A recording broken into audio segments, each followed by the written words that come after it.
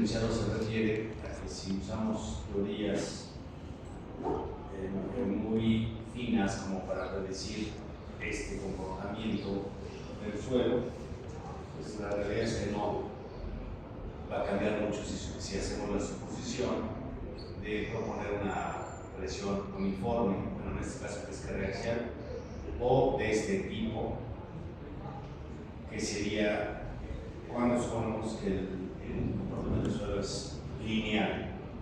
Entonces, hay dos maneras de diseñar las zapatas que ustedes debieron haber visto. Una de ellas es suponer las presiones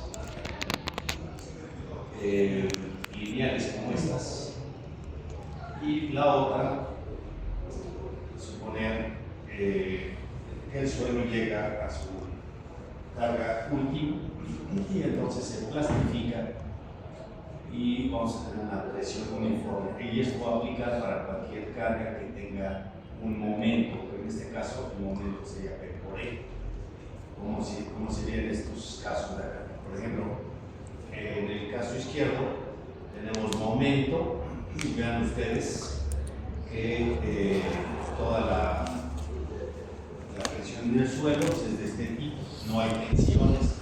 En la medida que esta excentricidad va creciendo, el momento es muy grande, entonces ¿qué va a pasar? Que vamos a tener una zona de tensión. En el caso de que haya tensiones, que nos demos cuenta cuando estamos calculando los esfuerzos aquí, si vemos que hay una tensión por acá, quiere decir que esta parte del suelo no trabaja y por lo tanto tenemos que cambiar a un esquema como este. Es decir, quitamos la zona del suelo que está en tensión y volvemos a calcular la presión en el suelo, asumiendo que la resultante de este triángulo debe de ser igual a la carga y ubicado en la misma posición. Entonces, eso me lleva a estas dos condiciones. Esto sería, digamos, una manera de diseñar, y la otra sería esta. Esta es más sencilla, porque aquí podemos tener una presión, un momento en dos direcciones, y podemos identificada perfectamente la excentricidad en ambas. Por ejemplo, aquí, cuando tenemos la carga sin momentos, nuestra presión es uniforme, como se ve aquí.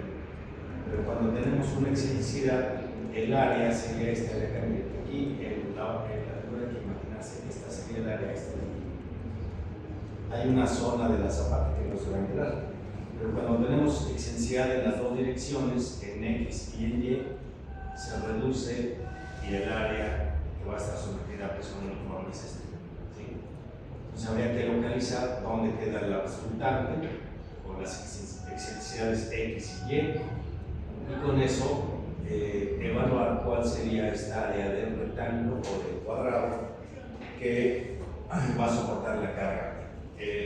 La carga debe de ser concéntrica, y con esta presión pues ya diseñamos la zapata en una y en la otra dirección. Y esto habrá que hacerlo para las 33 combinaciones que tenemos, las combinaciones que hicimos para diseñar la estructura, y aplicarlas también aquí. ¿Okay? Este método de carga última es más sencillo, más fácil. El único inconveniente es que nos puede dar unas áreas muy pequeñitas de cimentación. Entonces aquí la mecánica de suelos debería de verificar si esta área va a ser suficiente para no tener hundimientos diferenciales importantes. Bueno, aquí veríamos el armado típico que ustedes ya deben de saber, las secciones críticas para flexión en el caso de que la columna sea de concreto. Pues aquí lo vamos a tener en el borde de la columna. Cuando tengamos un muro de mampostería, pues la sección va a estar un poco más adentro, como se indica aquí. No, el muro de mampostería no tiene la capacidad para que la losa que está en voladizo podamos decir que el momento en esa losa coincide con el paño. El muro no tiene esa capacidad, entonces vamos a tener que meter un poco más hacia adentro. Aquí sería la descripción del armado típico, ¿no? Esto es lo que trae las normas, cómo colocar el acero, una parte más del refuerzo que requerimos en todas las zapatas se va a colocar en una franja central y la otra se va a distribuir en los dos extremos. Entonces vamos a concentrar el acero en esta zona, en esta franja, y el resto del acero lo colocamos en dos partes. La otra parte importante que también ustedes ya conocen es esta presentación ustedes la deben de tener en el drive aquí. Debemos de revisar, en el caso de las zapatas, lo que sería la falla por cortante, que sería esta, y la falla por penetración, es decir, que la columna no vaya a penetrar en la zapata. Para ello, en ambos casos, tenemos que calcular para todas las combinaciones los esfuerzos que aparecerían en las secciones críticas. Si esos son menores que lo que soporta el concreto a cortante, decimos que pasa y que cumple, en caso contrario hay que aumentar el peralte.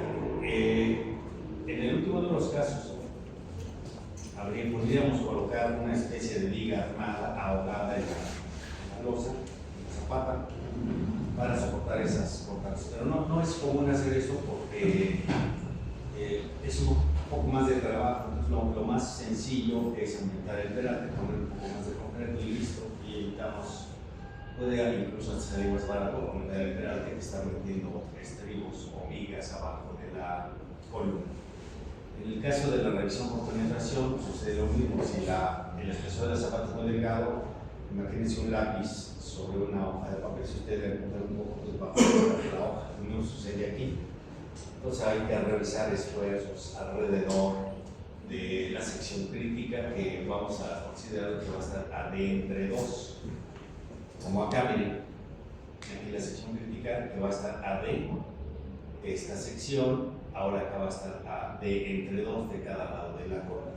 Y este esfuerzo que tenemos aquí alrededor, en realidad el esfuerzo por penetración es de este tipo, tiene una falla diagonal como se ve aquí, pero nosotros pues, vamos a considerar por simplicidad que va a ser una área rectangular, asumiendo que sobre esa cara se va a presentar todo el esfuerzo debido a la penetración.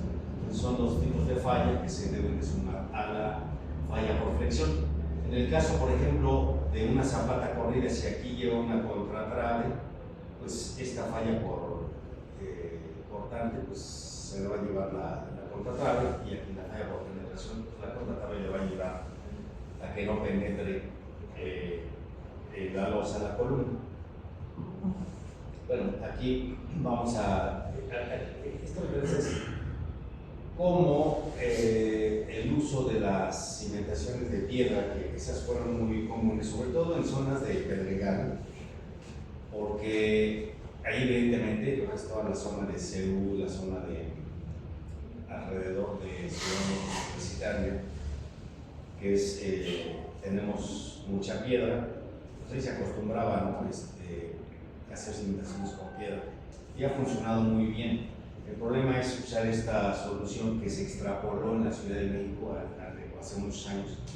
Pues como la gente construía en el pedregal, pues esa piedra se iba a algún lugar y de ahí ya se vendía. Entonces mucha gente usó cimentaciones de piedra. Por ejemplo, en el centro de la Ciudad de México, muchas de las construcciones están hechas con piedra, cimentación de piedra.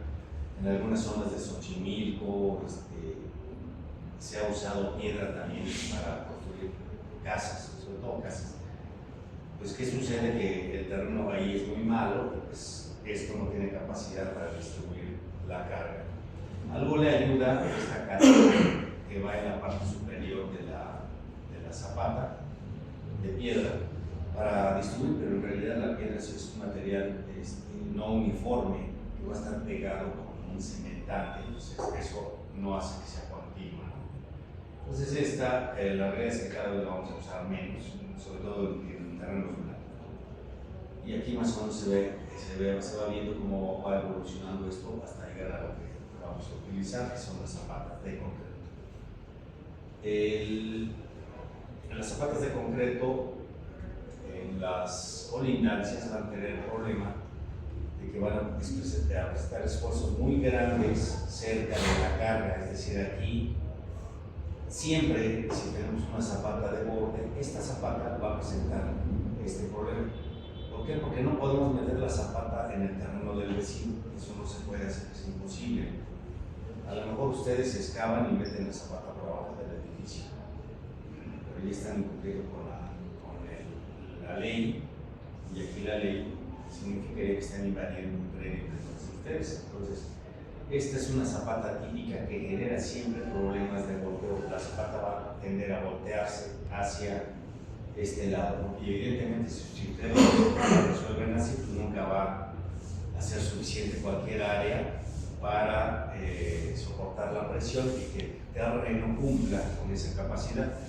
Entonces lo que se va a hacer, porque lo que se hace comúnmente, es ligar la zapata de borde con la siguiente zapata, como se ve aquí.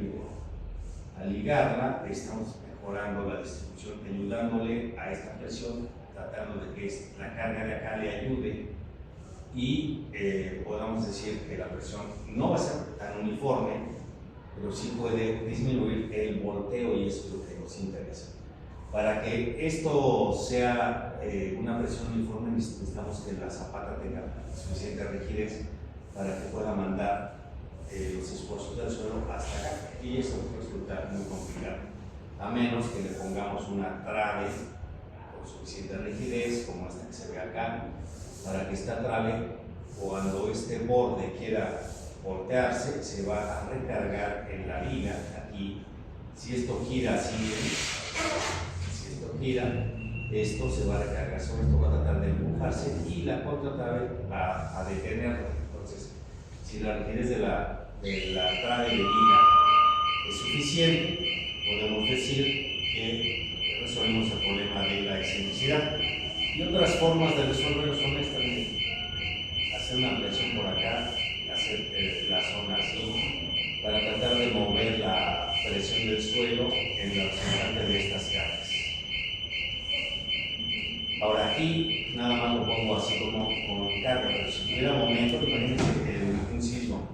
Si esto tuviera un momento así, pues es peor, ¿sí? Porque estoy hablando exclusivamente de carga orbital. Si le metemos un sismo, por eso te acaba de ser. Bueno, nosotros vamos a diseñar una zapata corrida, que en realidad va a ser una cimentación continua. Esta cimentación continua va a ser como la que puse acá en el dibujo, que está al inicio. Esta es la idea, ¿no? Que diseñemos una zapata. Ya una zapata aislada, ustedes ya por lo menos la vieron en algún curso de diseño, ya deben saber cómo ese procedimiento. Pero vamos a ver ahora qué pasa con una cimentación continua. Entonces nosotros lo que vamos a suponer es que esa cimentación continua se va a apoyar en el terreno. Evidentemente la cimentación se apoya en todo el terreno, pero ¿cómo lo vamos a modelar? Teóricamente, si ustedes colocan una carga uniforme en una losa, pues la reacción debe ser la misma. Entonces, en teoría, la losa no tendría momentos. ¿Estamos de acuerdo? Es decir, por ejemplo, imagínense ustedes que se paran en el suelo con su zapato, tienen una presión hacia arriba. En principio, el suelo y su zapato no tienen ninguna estructura. Entonces así sucedería aquí. Si mi presión está, lo que voy a poner equilibrado con la reacción del suelo, pues en realidad no tenía que poner nada, simplemente la superficie de contacto. Pero acuérdense que el suelo no es uniforme, y además que las cargas tampoco son uniformes. Entonces eso me va a provocar a que tengamos una carga diferente y por lo tanto unas reacciones en el suelo diferentes, y eso me va a crear momentos.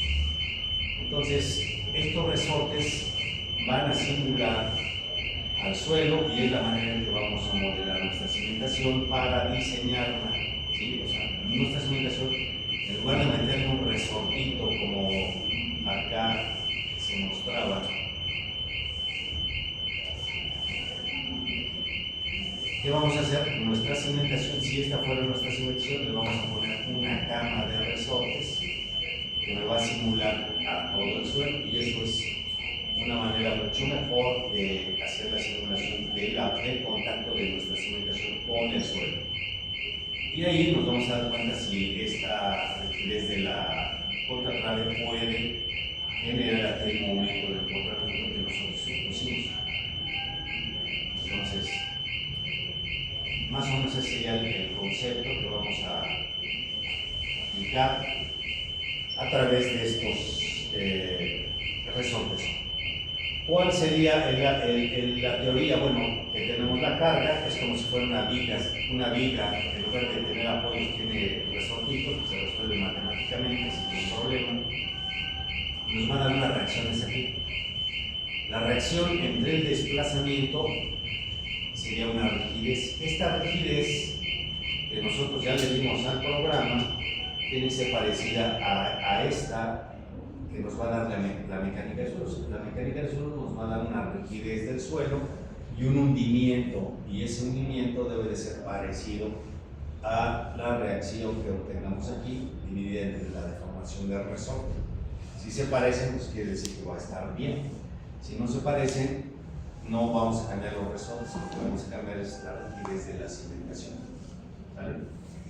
O sea, aquí lo que es importantísimo es que con esta modelación vamos a meter la inercia, el área de la cimentación, la vamos a considerar apoyada en un resortito que va a simular el suelo, y eso me va a dar una manera muy aproximada del comportamiento de la estructura en el suelo. ¿Okay? Y eso nos va a ayudar a comprobar si efectivamente se puede. Ahora, estos datos de resorte, ya hay muchos estudios de pruebas. Los estudios de mecánica del suelo, fíjense que han servido para generar información de los tipos de suelo, para ver cómo se obtienen las rigideces del suelo, y eso no nada más en esta época, en estos años, sino ya desde hace mucho se ha estudiado, y en alguna bibliografía vienen datos del tipo de suelo y más o menos por dónde andarían las rigideces a considerar.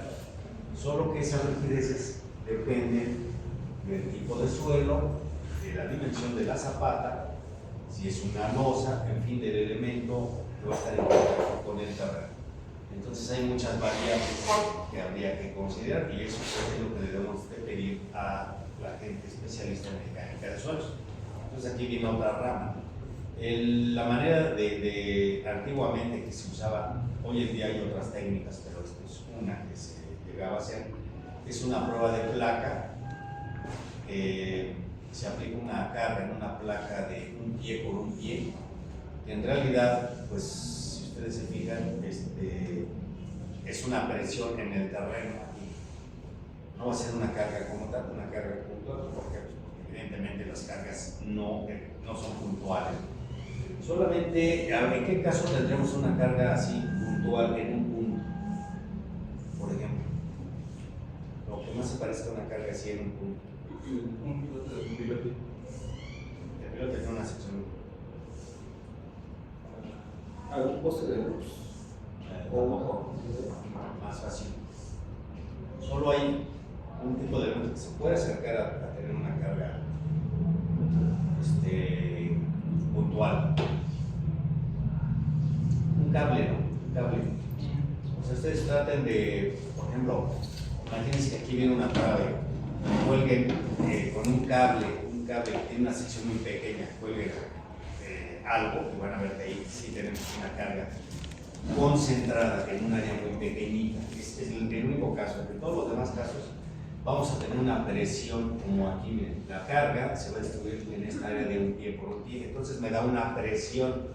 Esa presión está aquí, miren, indicada P entre A.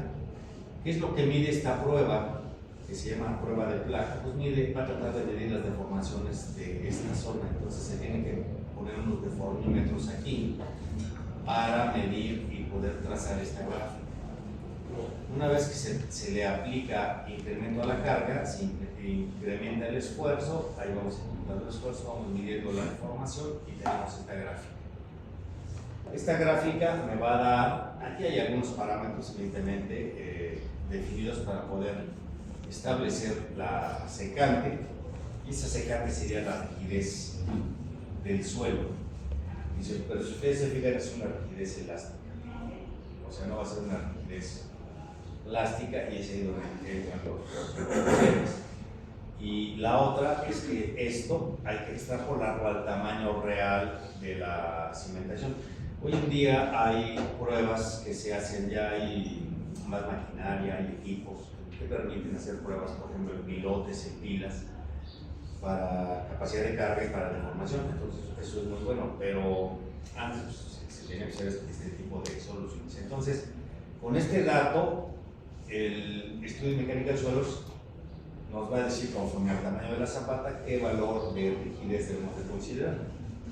O sea, habrá que extrapolar, porque como dije, esta es una área de un pie por un pie. Nuestras zapatas van a ser mucho más grandes que 30 centímetros. Si mi columna mide 60 por 60, pues evidentemente pues, mi zapata debe ser más grande. Este dato es importantísimo que no nos dé la mecánica de suelos para poder estimar la rigidez del resorte. Esto está en unidades de, digamos, kilogramos por centímetro cuadrado y sobre centímetro, porque esto es deformación. En el eje horizontal tenemos deformación. Entonces sería kilogramos por centímetro cúbico. A eso normalmente se le va a llamar, en la mecánica de suelos, módulo de reacción. Entonces ustedes van a solicitar lo que se llama módulo de reacción. Y este va a tener unidades de kilogramos por centímetro cúbico o toneladas por metro cúbico. Normalmente es en kilogramos centímetro, y sería la representación de esto. Pero además debe involucrar el tamaño de la cimentación y el tipo de suelo. Entonces esto, pues aquí nosotros no vamos a, no podemos ser todólogos, necesitamos especialistas. El especialista pues, nos va a decir qué datos considerar. Ya con eso revisará el ingeniero geotecnista las deformaciones, nos dirá de qué hablar, y ya nosotros veremos cuánto se deforma nuestra cimentación y veremos si efectivamente son datos congruentes. Así modelaremos nuestra zapata. Las losas de cimentación, lo mismo. La losa, observen aquí en esta gráfica cómo vamos cambiando de cimentación. Empezamos con la más simple, zapatas aisladas, luego de esta nos vamos a zapatas corridas, luego a una losa, luego nos vamos a cimentaciones profundas. Cuando ya no, la superficie cercana a la cimentación no tiene capacidad del terreno en esa zona, entonces ya tenemos que ir más abajo. Y así vamos evolucionando, pero eso no nos tiene que decir la mecánica de suelos. Si el terreno es muy bueno, pues probablemente nos podamos desplantar arriba. Entonces las losas vamos a hacer lo mismo. Aquí tenemos diferentes losas, una losa aligerada, como se ve aquí, una losa con las contratraves hacia arriba. ¿Qué es lo que pasa aquí con esto? Que después estas celdas se tienen que rellenar, después colocarle un firme sobre de este relleno y sobre el lecho superior de las contratraves, ¿no? Una losa de cimentación con las contratraves hacia abajo. Esta tiene el problema que hay que excavar cada contratrave, después rellenar, y eso puede resultar en un problema muy fuerte. Entonces esta efectivamente es difícil de construir. Y esto es un cajón completo, donde aquí el cajón me genera una losa sin contratraves con un suficiente espesor que debe de ser capaz de soportar todas las presiones del suelo y transmitir las cargas de la estructura. Bueno, las losas las vamos a analizar igual que la zapata corrida, que es la que vamos a hacer. Bueno, y la última, pilotes y pilas. Los pilotes van a ser transmisores de la carga a estratos más profundos. Hay diferentes formas de trabajo de los pilotes.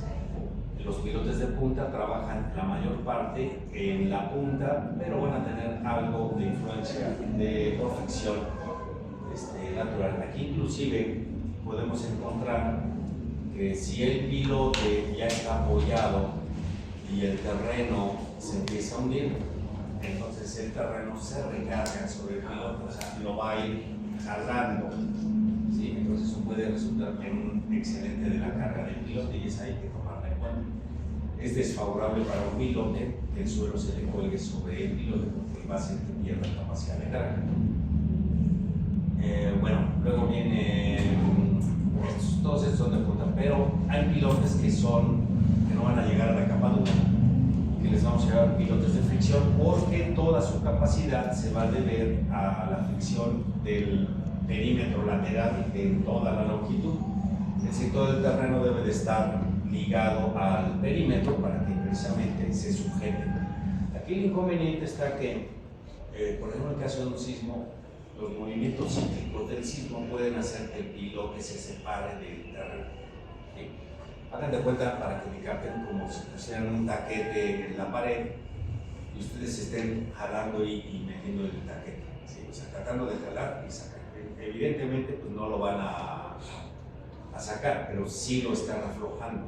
Va a llegar un momento en que el pilote ceda, lo que puede suceder en el caso de un sismo, que el movimiento sea tan fuerte que esto haga que se despegue el piloto, que el pilote ceda y que ya no tenga adherencia con el suelo. Y pueden observar la diferencia de los pilotes de fricción, los pilotes de punta. El bulbo de presiones es este de aquí, tiene una diferencia notable.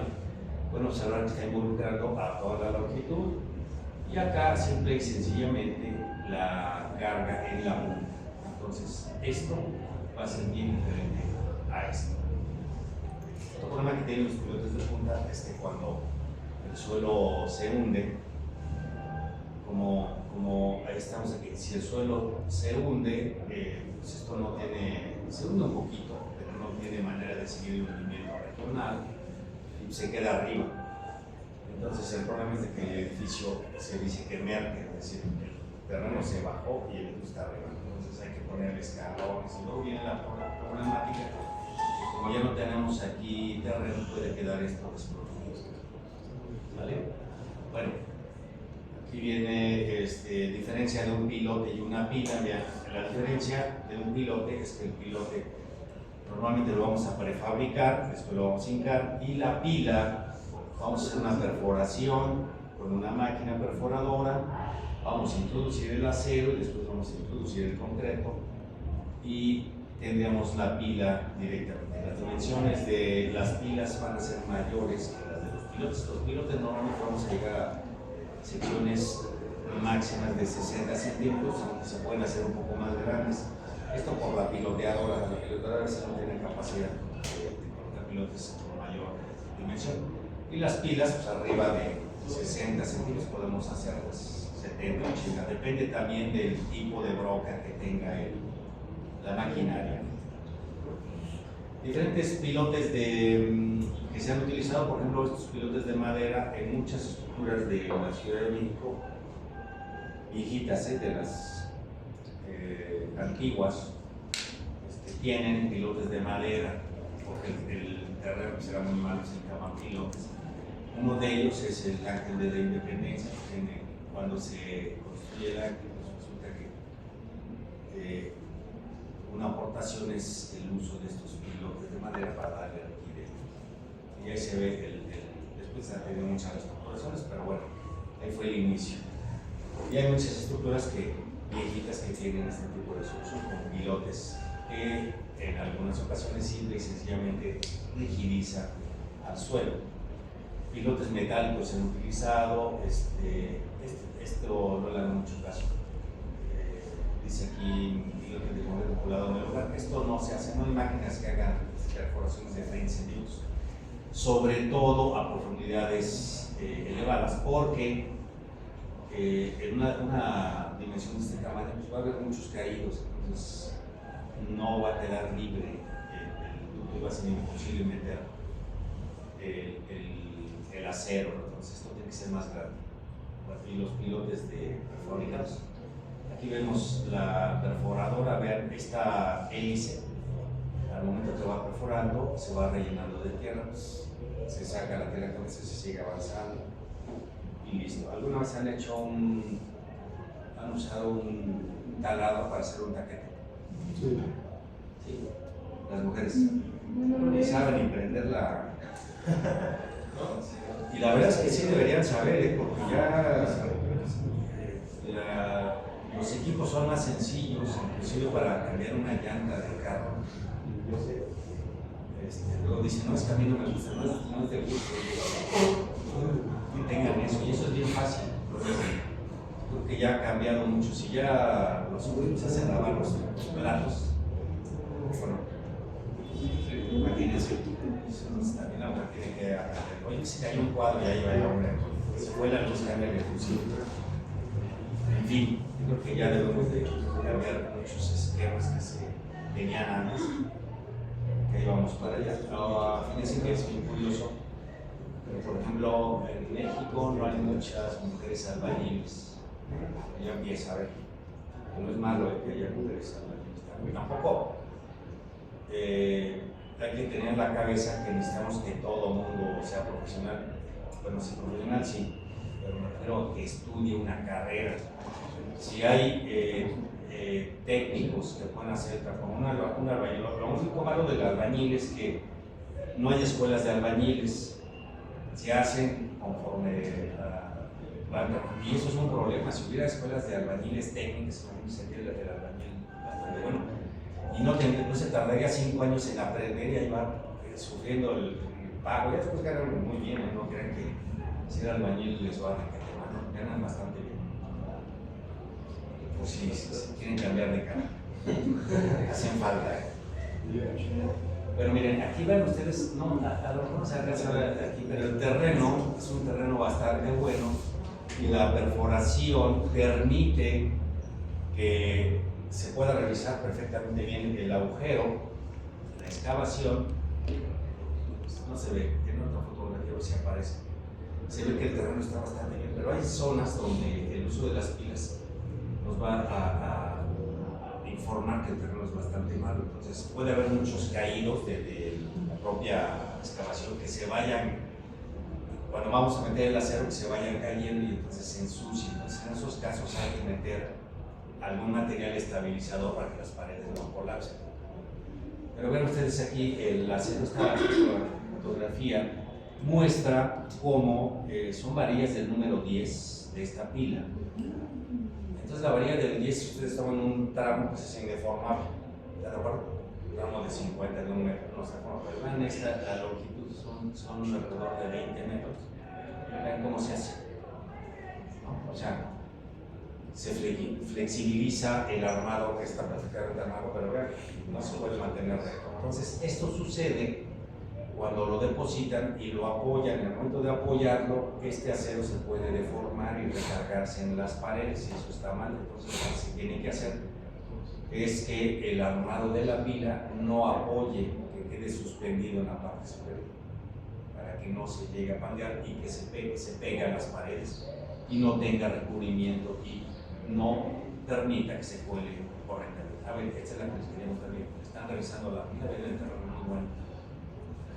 Evidentemente el terreno muy bueno, pero no significa que tenga capacidad para soportar la carga que va más abajo. ¿Sí? Miren, aquí este terreno es bastante malo. Aquí se usó lodo bentonítico para estabilizar las paredes. ¿Qué sucede? Que se usa el lodo, se mete el lodo es un líquido, ¿no? Si no hay cavernas en la excavación, que puede también, de repente la excavación tenga alguna, ¿cómo se dice? Una caverna, alguna desviación y que el material se vaya por ahí. Eso es muy posible que suceda en muchos casos.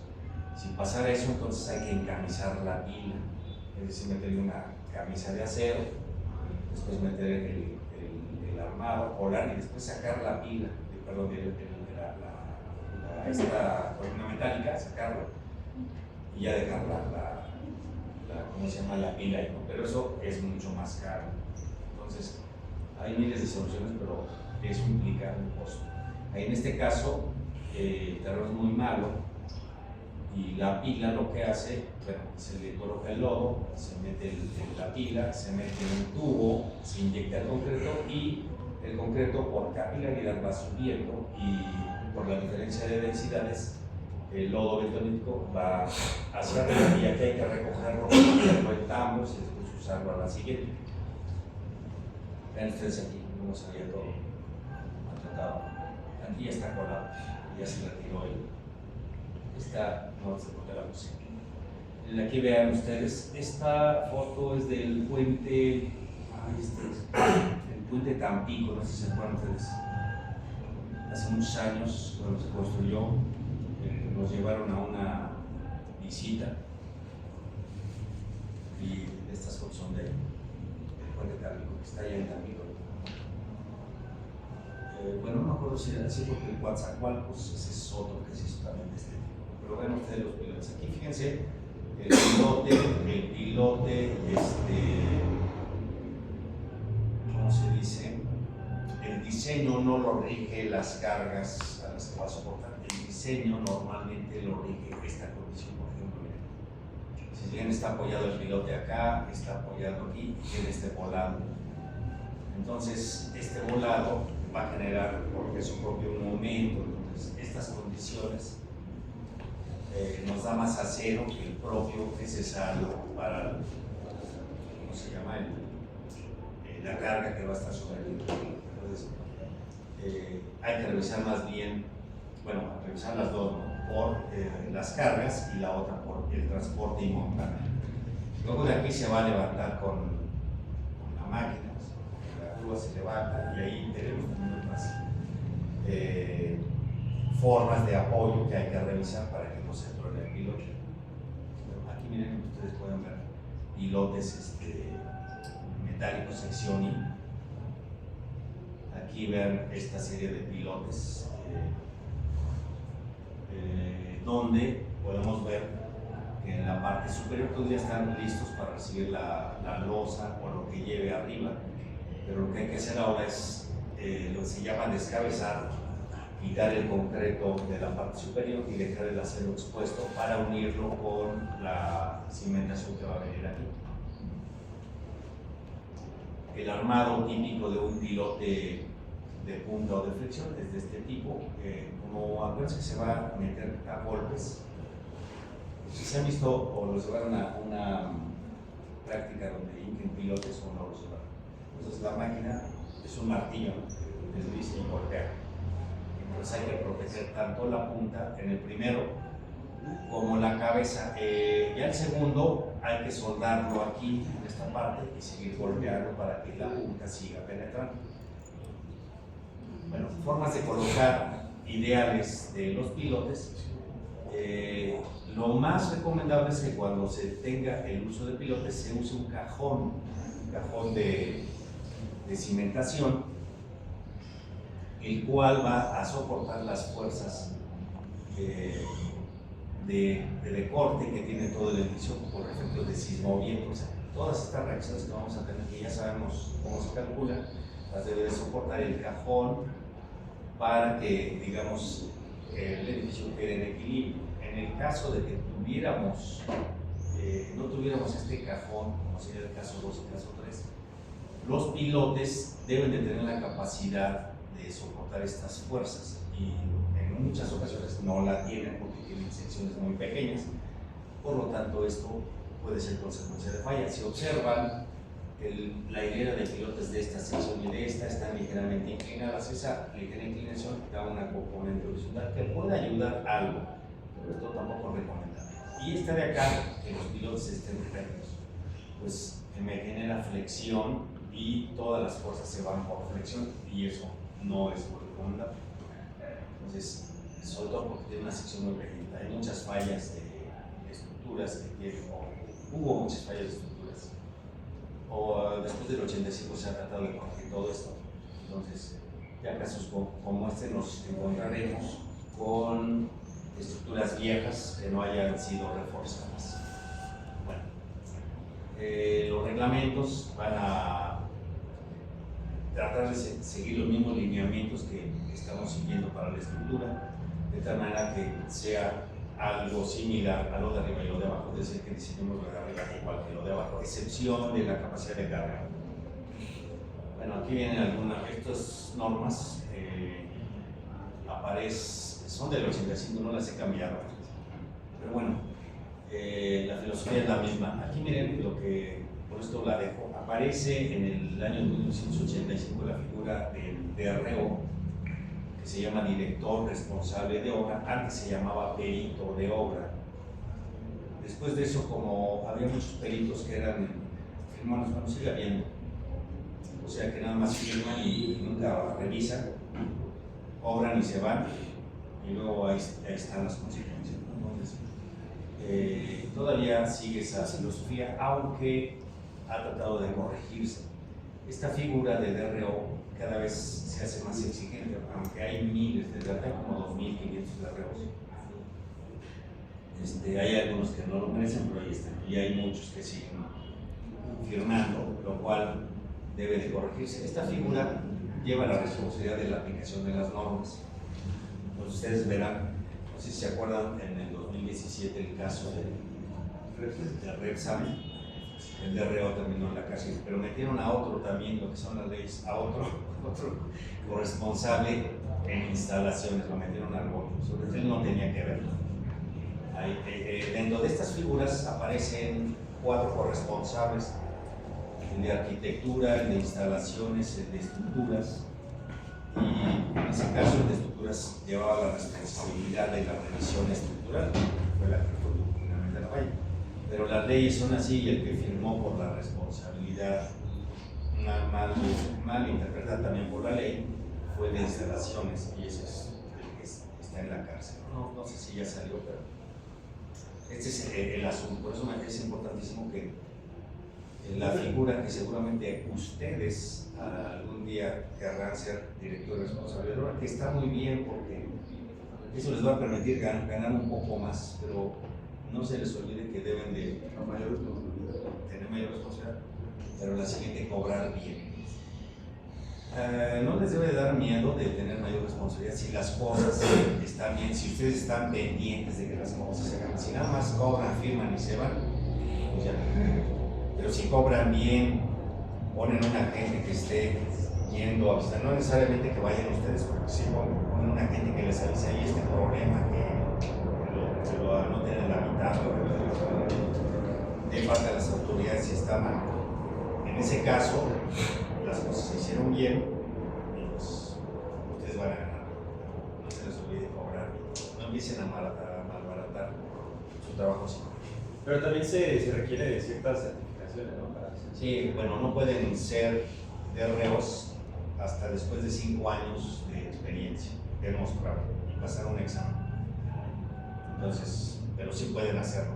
¿Ese examen dónde se aplica? En el Instituto de la Ciudad de las Construcciones, pero después de 5 años, y que estén titulados. Para ser perito estructural. Llama el peritos estructurales. El Colegio de Ingenieros tiene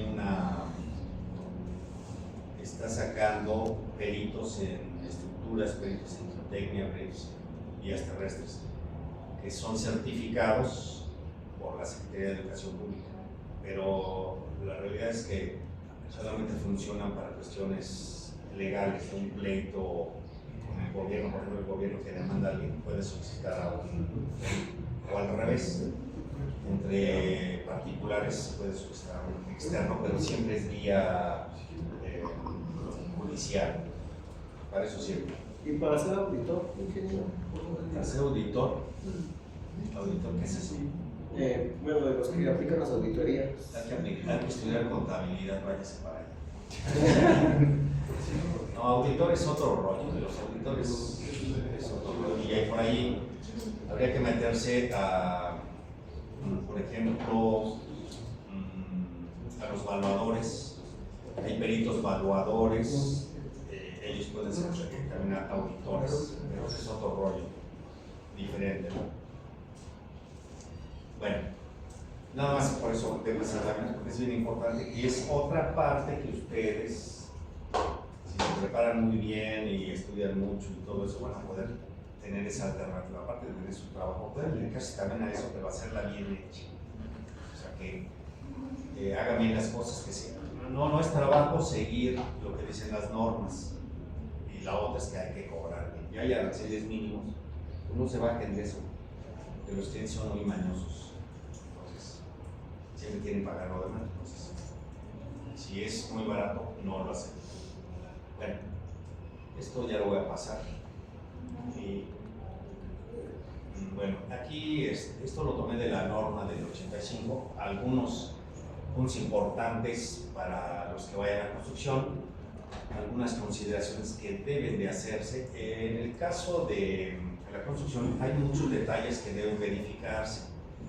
Esas verificaciones vienen en las normas. Entonces, si ustedes se dedican a la construcción, por ejemplo, algo muy simple, si van a colocar el concreto y si la olla se tardó 3 horas y entonces ustedes la reciben, pues ya están mal. Hay un tiempo de la salida de la planta a el lugar de la obra que debe de ir moviéndose ¿cómo se llama? El cilindro de la revolvedora, ¿cómo se llama la máquina? Es una revolvedora. Ese cilindro tiene un tiempo de que se va moviendo para ir mezclando. Si se pasa de ese tipo, el concreto ya no sirve. Hay parámetros constructivos de tiempos que ustedes deben de conocer si se dedican a esto. O sea, no nada más es de que ya salieron y vamos. Bueno, entonces con pilas también vienen algunas consideraciones de inclinación, si la pila se inclinó, si quedó mal ubicada, cuánto es la tolerancia, si yo pongo la pila aquí y normalmente siempre quedan mal, no le atinan a la topografía y quedan mal y hay que hacer muchas ecuaciones, entonces hay que tratar de ver qué es lo que nos permite el reglamento. Todo esto viene indicado aquí. Y muchas cosas de construcción vienen en las normas correspondientes, tanto en acero como en concreto. Entonces creo que esto da para muchas áreas, al área que ustedes se dediquen. Vean qué responsabilidad van a tener y qué reglamentación deben de utilizar. Bueno, ya para finalizar, miren, aquí les muestro un ejemplo de este edificio. Seguramente se los han de haber mostrado por ahí, pero vean, es un edificio, pero no me acuerdo si es en China, es en esa parte. Que se colapsa completito, incluso en algunas presentaciones dicen, hay edificios que se caen solos. Este no tuvo sismo ni nada, pero vean ustedes lo que sucedió. Son una serie de edificios, aquí es el fallo, pero van ustedes, aquí está el edificio y aquí van a construir otro. Entonces empiezan la excavación y aquí le dejan su berma para proteger la presión del terreno. Esto está confinado en esta parte, es decir, va a tener una presión horizontal, así que los dos lados que confina al edificio. En el momento que ustedes excavan, ya le están cambiando aquí el empuje que manda para acá, pues debe ser soportado por esto, empujando hacia acá. Sí saben, ¿no? Una carga vertical va a tratar de empujar hacia acá y hacia abajo. Entonces, ¿qué sucede? Pues estos hombres excavan y el producto de la excavación lo ponen aquí atrás. Entonces, ¿qué implica esto? Pues que tenemos más carga, entonces esto genera más presión para acá y evidentemente hacia los lados. Luego resulta que llueve, empieza a llover y esta lluvia se lleva los finos de este material y el material empieza a ceder. Al empezar a ceder, pues esto, la lluvia sigue empujando, el agua también empuja y provoca que se pierda estabilidad aquí. Ven, aquí se empiezan a mover el edificio, se rompen los pilotes y colapsa, y así quedó el edificio como este de acá. Pero vamos a observar algunas fallas que tenía constructivas este edificio. Vean ustedes aquí cómo se truena. Primero que nada, no tiene un cajón que soporte fuerzas horizontales. Segundo, a ver si se alcanza a ver, aquí se ven los pilotitos. Ven ustedes, había una cantidad de edificios. Ven aquí cómo se ve los pilotitos. Y no tiene un cajonzote de cimentación. Vean, esto es la cimentación y vean el piloto. Los pilotos son tubulares. Parecen, si conocen los tubos de albañal, esos de hechos de mortero. ¿Los conocen? Sí. ¿Los conocen? Sí. Hago un pozo ahí en su casa y va a ver, seguramente va a ver. Bueno, estos, ten en cuenta que es un cilindro hueco y tiene una pequeña, bueno, a ver si se alcanza a ver. La foto ahí no se ve, aquí creo que se ve, aquí se ve. Vean, la sección muy pequeñita y tiene una malla de acero, o sea, casi no tiene acero, entonces se ve que estaba calculado nada más para carga vertical, y aquí se ven las contratraves también, pero no tiene algo que soporte o que le ayude a tomar fuerzas horizontales, entonces ahí se ve, y en la otra también vean ustedes. Imagínense si ustedes hubieran comprado este edificio de al lado. Qué terror, miren, aquí se alcanza a ver el acero. Es un acero muy pequeñito y pues claro que no soportó nada. Si hubiera tenido una civilización distinta, pues hubiera sido. Entonces, aquí más que nada la problemática es de construcción, pero sirvió para corregir estos diseños. Y fíjense lo que son las cosas acá. El propietario, el constructor y no sé si el diseñador, pero por lo menos el propietario de inmediato fue a parar a la cárcel. No sé si sigue en la cárcel. Aquí en México sí saben que no pasa nada. Y ustedes ya preocúpense porque ya no van a poder tener ley de amparo. Siguen votando por. Ahí están las consecuencias. Bueno, entonces era la última lámina. Ahora, me voy a.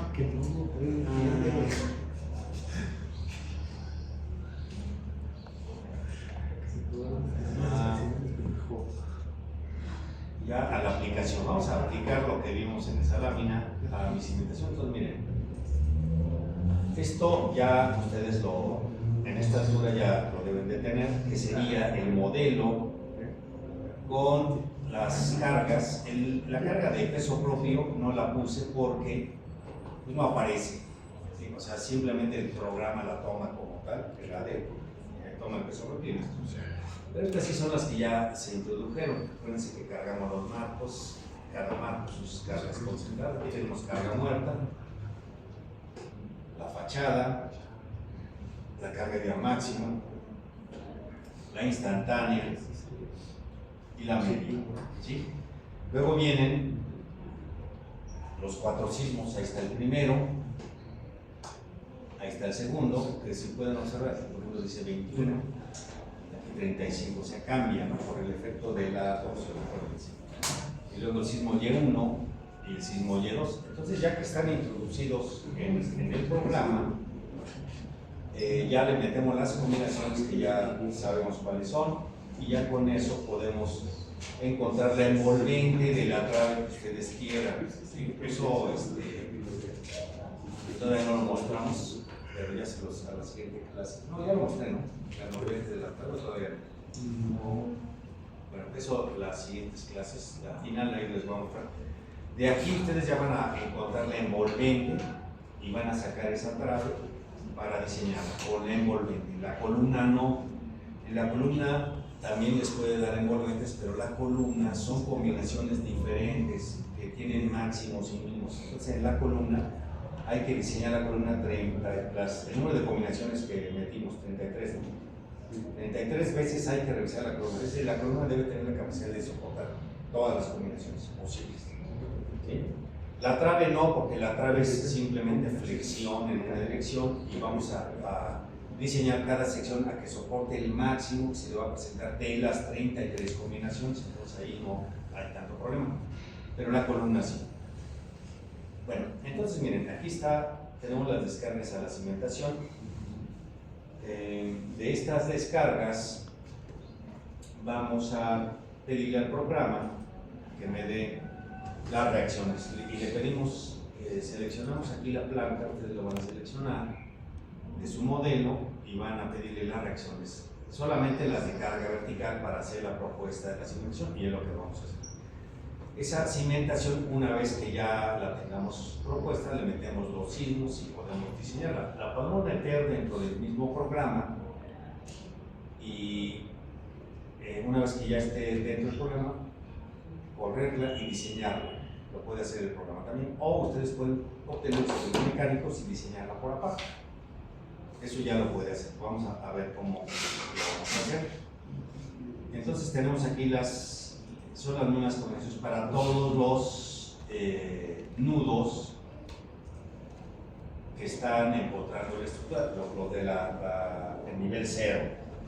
Entonces voy a elegir estos, miren. esta de aquí, nada más voy a mostrarles cómo vamos a proponer la cimentación y toda la demás, para fines del ejemplo, la voy a poner igual, ¿sí? Para fines prácticos. Lo que les quiero mostrar es finalmente que esta cimentación la vamos a meter en el modelo y vamos a ver cómo sería el comportamiento de la cimentación con la estructura y si se empotra. Ese sería finalmente el objetivo. Entonces, aquí ya están las reacciones. Bueno, esta no, esta. Escojo el marco, en este caso escogí el marco EGA. Los nudos serían el 1, 25, 49 y 73. Si me voy aquí a la planta, vean. 1, 25, 49 y 73, que corresponden al marco EGA. Ahí está mi marco. Entonces de aquí, pues ya tengo mis cargas. Esas son mis cargas y son con las que vamos a proponer la cimentación. ¿Vale? Así es como le van a hacer. Acuérdense que aquí pues necesitamos datos de suelos. Mi cimentación va a ser de este tipo. Voy a tener mis nudos, voy a tener mi columna. Le vamos a poner abajo de la columna una ampliación que le vamos a llamar dado. Ese dado simplemente va a ser una protección para mi columna, para que mi acero esté protegido en el contacto con el terreno y no tengamos ningún problema después de que hay humedad que se corrosiona el acero. Simplemente es una protección, le va a dar un poquito de rigidez, pero más que nada sería la protección. Este elemento que se ve aquí arriba es la contratrave, que en realidad su peralte va a ser desde aquí hasta acá. Todo este sería el peralte de la contratrave.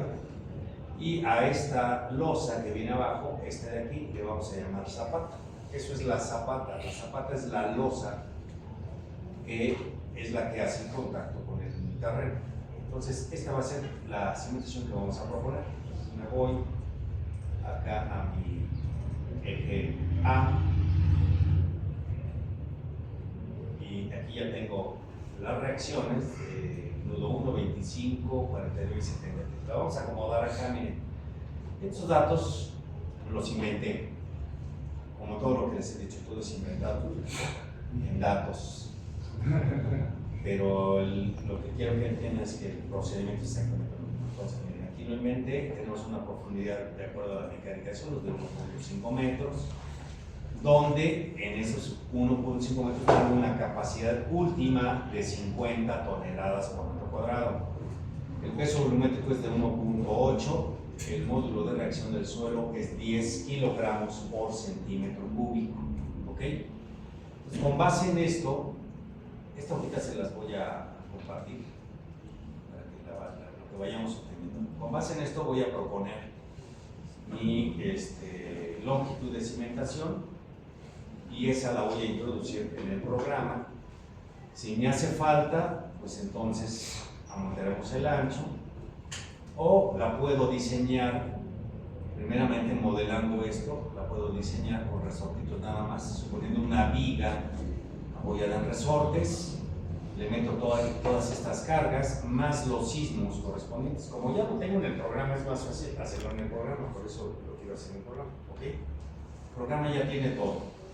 Entonces, solo que no voy a diseñar con el programa, vamos a poner los sistemas mecánicos y de ahí diseñamos con la envolvente la contra. Entonces vamos a empezar a ordenar nuestras cargas. Entonces aquí tenemos todas estas hasta aquí. Y lo voy a poner, déjenme mover esto.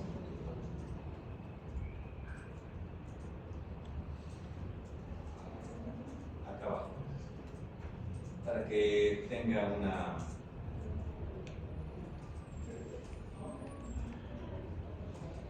¿cómo se dice? Una mejor idea de lo que vamos a hacer. Ahí está. Estos son los nudos y vamos a poner las cargas aquí abajo.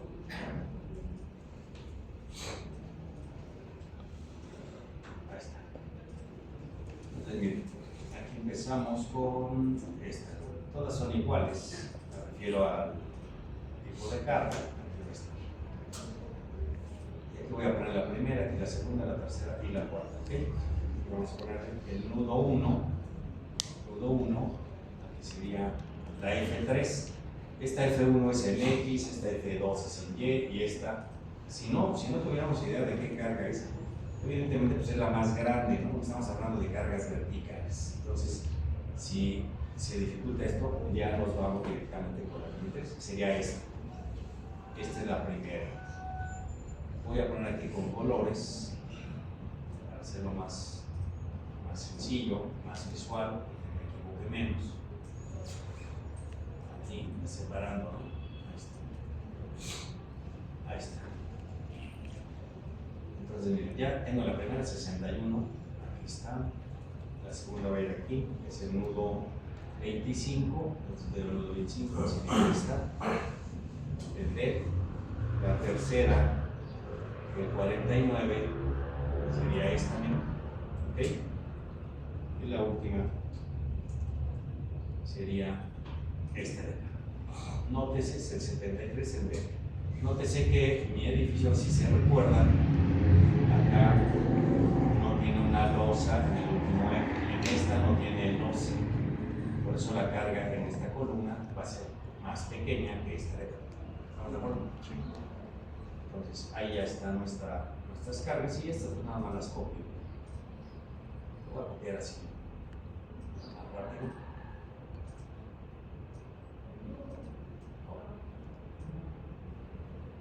Ya se copian automáticamente todas. Comprobamos nada más esta 684.7 es la última y sería esta 684.7. ¿Se fijaron? Bien, o sea, no hay que hacer gran cosa, todo esto está en toneladas. Y ahora la carga, vamos a ponerle carga muerta total, P carga muerta sería igual a la sumatoria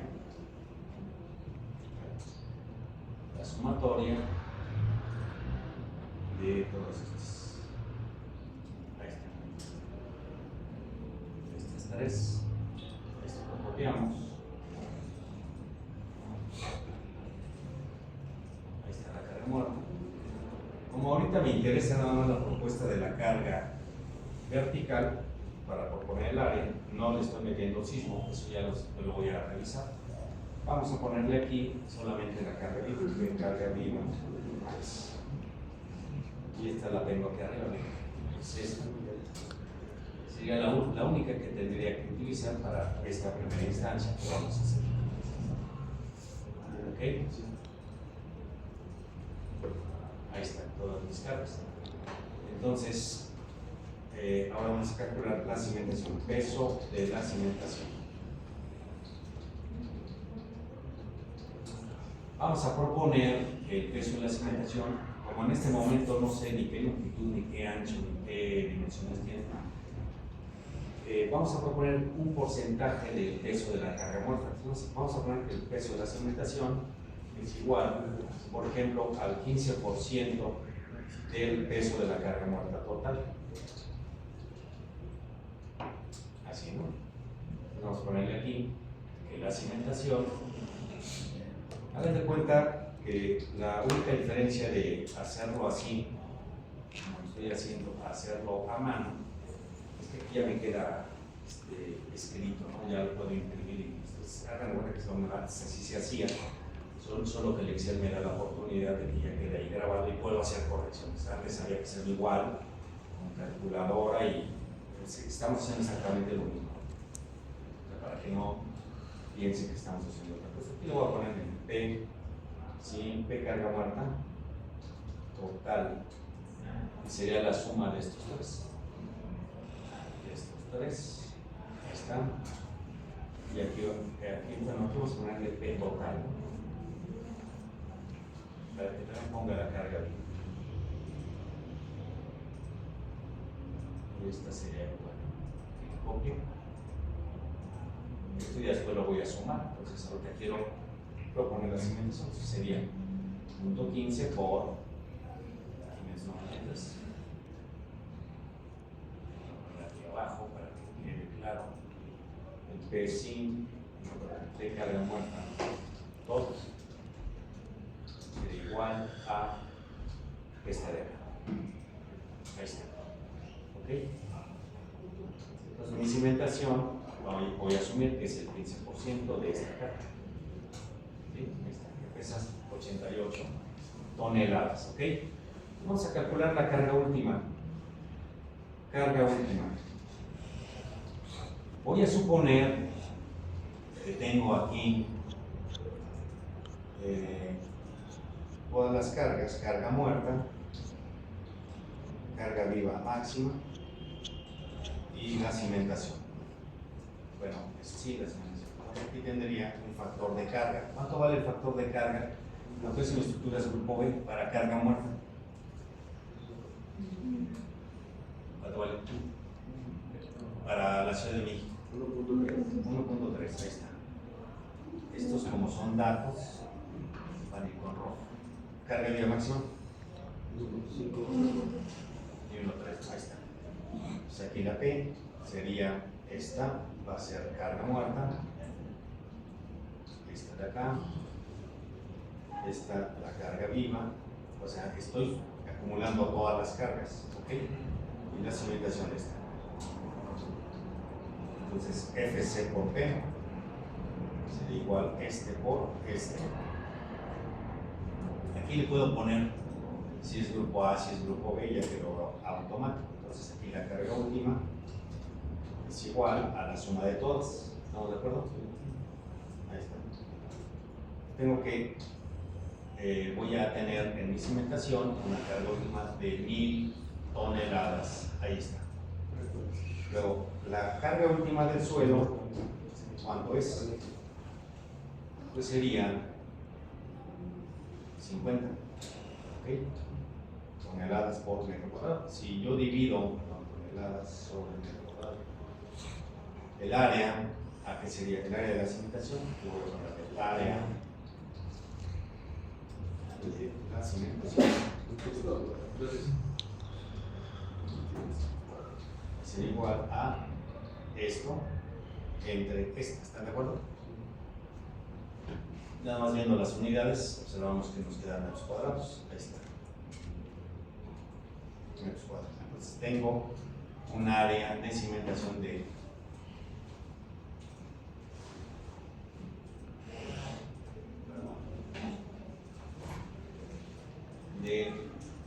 20.87 metros cuadrados. ¿Se Entonces, si yo supongo, ¿cuánto sería? 8 metros, ¿no? Es claro que nos maneja. Fíjense, aquí ya tengo por lo menos una longitud de 24 metros.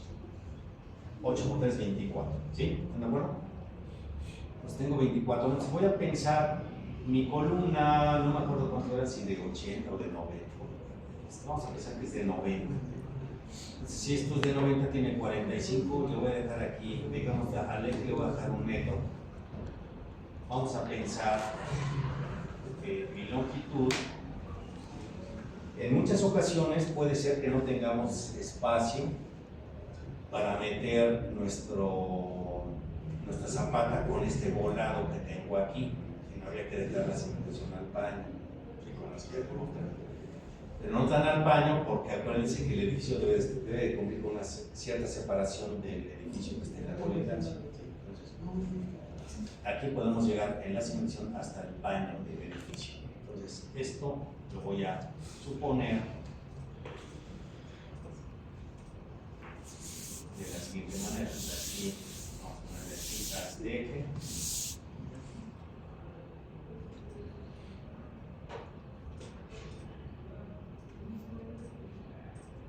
Luego de aquí para acá,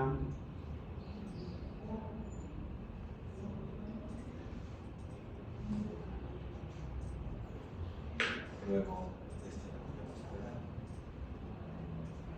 las dimensiones ya las tengo, ¿no?, establecidas en mi modelo, son invariables, ¿están de acuerdo? Así más o menos. Y la última, voy a dejar el mismo volado de lado, asumiendo que tengo terreno para poner mis zapatos así. Esto sería lo ideal y lo más recomendable, que tengamos una porción hacia afuera de nuestras columnas. En todos los casos debemos de buscar esto. Si no es posible, bueno, pues habrá que irnos hasta el borde. Inclusive para procedimientos constructivos es mucho mejor separarnos de la colindancia que estar trabajando en la colindancia. Entonces, por ejemplo, le voy a dejar un metro, ¿no? Un metro. no es mucho, pero ya me da cierta libertad. Entonces tengo 1 metro y estas distancias tengo 8 metros. Estos son fijos.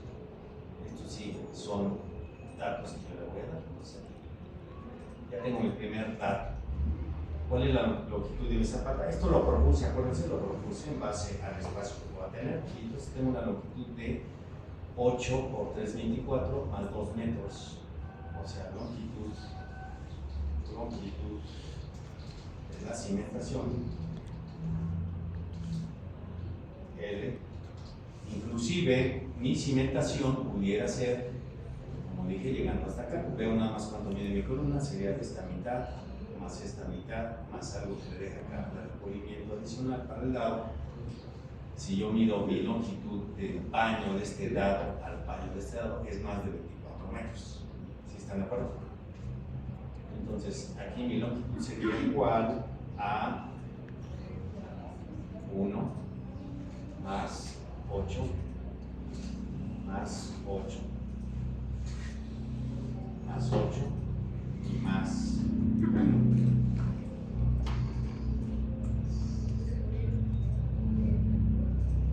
Ahí está.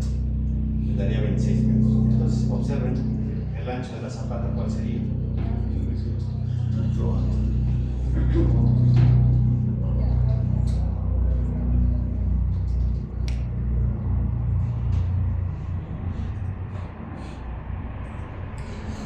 Sería 20 entre 26, o sea que teóricamente con una zapata de 80 centímetros podríamos resolver ese problema, pero no tengo en este momento considerable factor de sismo. El sismo me va a provocar un incremento en estas, ¿cómo se llama? Dimensiones. ¿Cómo lo podemos considerar? Miren, pudiéramos considerar el momento en esta dirección, el momento. ¿Cuánto sería la fuerza axial debido a un sismo? Aquí, al sismo, la fuerza axial del sismo. ¿Cuánto? ¿Cuánto? A ver, ahí no se necesita mucha ciencia. No hay. A ver, no hay. ¿Por qué no hay? Ahí está. Sí hay, pero por columna. Pero la suma en las 4 columnas, ¿cuánto me debe dar? Observen. ¿Cuánto me debe dar? Viendo esta gráfica, prácticamente cuánto me da la suma. Si hay fuerza axial, si vamos a tener fuerza axial, sobre todo en la columna exterior y la interior, o sea, viene así la fuerza axial, la fuerza y fuerza axial. Pero dije la suma, es decir, vamos a ver bien, para que me capten. O sea, en principio la suma de las fuerzas verticales en un sismo, ¿cuánto es? Aquí lo vemos, de todo el edificio, la suma de fuerzas verticales, ¿cuánto debe ser? De el sismo X1, ¿cuánto debe ser? Las fuerzas están así, ¿cuánto vale la resultante hacia arriba de las reacciones? 0. No hay fuerza, o sea, aquí se ve, miren, no hay fuerza, o ven una fuerza vertical, no hay, pero sí hay fuerza sísmica en las columnas, o sea, una cosa es la global, entonces miren, si yo, aquí nada más para que quede claro, ahorita vamos a revisar la dimensión por sismo, entonces miren, aquí tengo una fuerza, lo voy a poner así, rápidamente, vamos a pensar en mis fuerzas, así. Que mi fuerza vendría así, la de sismo, hacia arriba, por ejemplo, esta.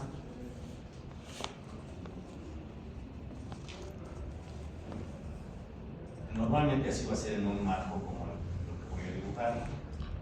Esta va a venir para abajo. Esto es obvio.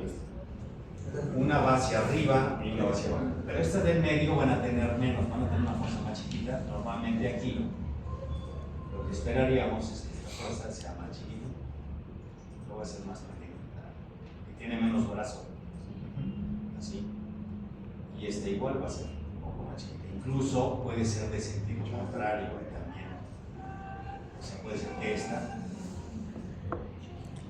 vaya también en la otra dirección, Entonces así está bien. Pero ¿qué pasa si sumo las 4? ¿Qué pasa si las sumo? Las 0. ¿Ok? Entonces así es como vamos a tener nuestras. Entonces vamos a poner aquí la revisión por sismo rápidamente. Aquí, revisión por sismo. ¿Sí? De una vez, entonces aquí le voy a. No lo traigo. No lo traigo, pero bueno, lo voy a plantear de la siguiente manera. Entonces vamos a ponerle. Y ya después lo voy a corregir. La clase que entra ya tengo los momentos. No los tengo. Esto me va a dar una P y un acento.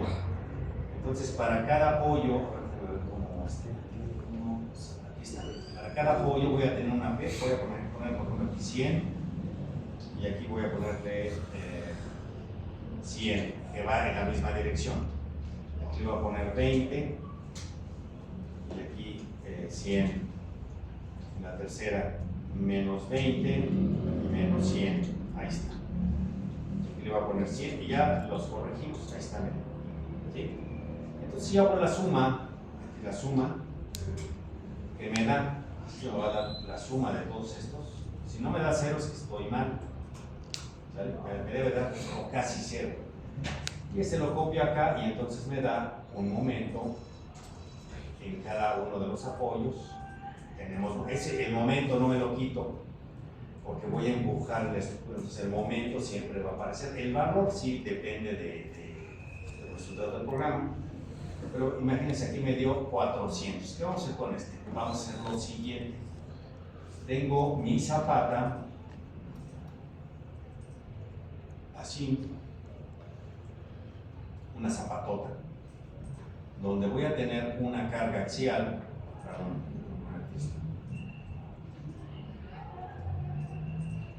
que la voy a poner al centro del claro, al centroide de la cimentación. Ahora vamos a buscar el centroide. La voy a poner así.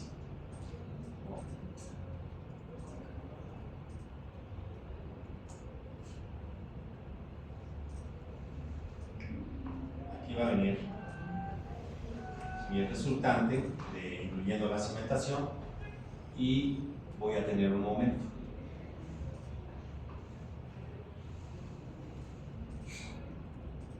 Esto solamente es para el dimensionamiento de este momento reversible, ¿se acuerdan? Porque si viene en una dirección y viene en la otra. El momento vale 400, pero todavía me falta el factor de carga. Vamos a hacer. ¿Cuánto vale la PU? Vamos a poner aquí carga para sismo. Entonces tengo aquí carga muerta, carga viva máxima y máxima. No. Carga viva instantánea, aquí cambia, y cimentación. Entonces aquí tengo la factor de carga, en todo sería 1, 1, 1, 1, 1 y 1, 1, ¿ok? Pues carga muerta. ¿Cuál sería la carga muerta? Pues aquí la tengo, miren. Sería la carga muerta, esta, más, la voy a poner aquí abajo. Aquí vamos, para producir esto voy a poner P de carga viva instantánea. Entonces aquí, este sería igual a esta de acá. La copio, ¿no? Ahí está, y aquí lo copiamos. Me da 74 la suma de estos. Entonces mi P de carga de sismo o parasismo sería 74. La de carga muerta, lo vamos a poner aquí, sería 93. Entonces hago lo mismo que hace rato, que sería la P, sería FC por P, sería igual a este por este, igual a este por este, y lo mismo acá. Me falta nada más colocar la cimentación. Todavía no pongo la cimentación verdadera porque todavía no me sé la dimensión, voy a seguir haciendo la revisión. Ahí está, entonces la P sería igual a fíjense que no estoy metiendo las cargas axiales. Ahí está este, el MU sería igual a FC por M. ¿Sí? ¿Cuánto vale FC? Todos vale 1, 1. Entonces tomo cualquiera de estos, este por el momento de acá. Ahí está. ¿Vale? Ahora sí, ya tengo aquí mi PU que vale 832 y mi momento que vale, el momento es último, fracciones 40, ¿ok? Entonces aquí vamos a ponerle MU. Entonces, ¿qué debe de pasar? MU minúscula. Que mi cimentación debe de tener una excentricidad, vamos a poner aquí, si yo bajo aquí una línea de aquí hasta abajo,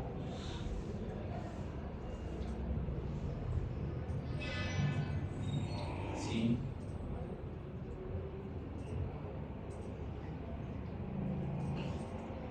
entonces voy a tener que mi carga P, esta carga P, vamos a pensar que está aquí en el centro, estoy asumiendo que el centro está a la mitad de la zapata, para tener una idea dónde estaría la carga, estaría movida con una excentricidad de aquí a acá,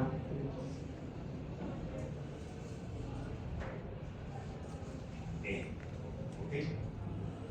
E minúscula, que sería igual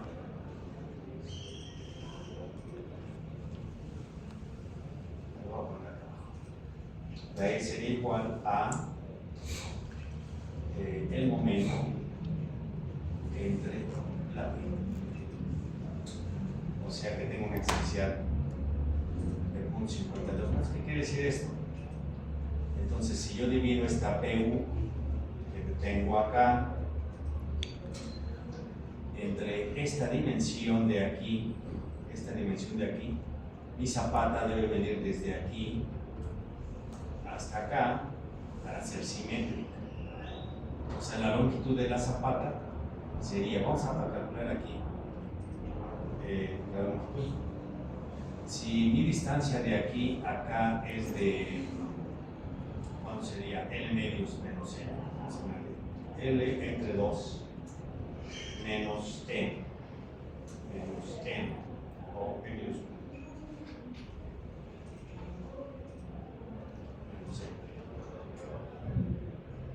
O sí. L medios menos E. La L medios sería esta que tengo acá, 26 entre 2 menos la E. Ahí está. Me daría 12,47. O sea, por lo menos siento de aquí a acá 12,47. ¿Sí? Entonces mi cimentación debería ser 12,47 de este lado y 12,47 de este lado. Y hay una porción que no va a trabajar. Y esto se hace lo mismo al revés cuando el sismo venga en la otra dirección. Entonces, ¿por qué le dejé este alero de aquí? Porque necesito comprobar que efectivamente mi cimentación me caiga. Ya esto es más o menos para que sean la clase que entra, definimos bien este valor, ya con la dimensión real que voy a poner acá y el ancho. ¿Okay? Pero ya vieron que esto lo vamos a tener que reflejar del otro lado. Bueno, déjenme ver rápidamente su examen.